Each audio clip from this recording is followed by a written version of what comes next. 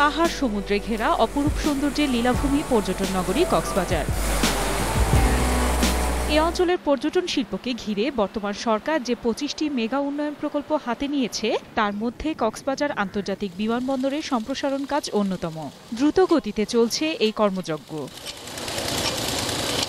ইতোমধ্যে রানওয়ের ৩০% নির্মাণ কাজ শেষ হয়েছে। নির্ধারিত সময়ের আগেই কাজ শেষ হবে বলে জানান ঠিকাদারি প্রতিষ্ঠানের কর্মকর্তা।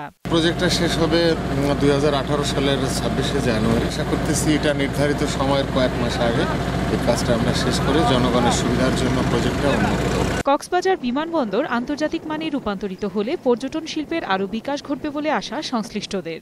আন্তর্জাতিক বিমানবন্দরে রূপান্তরিত হলে কক্সবাজারের ভাগ্য খুলে যাবে বলা যায়, কেননা যে পর্যটন শিল্প আছে এটা খুব দ্রুত উন্নতি হবে। পর্যটন শিল্পের বিকাশে নেওয়া অন্যান্য প্রকল্প দ্রুত শেষ করার দাবি কক্সবাজারবাসীর।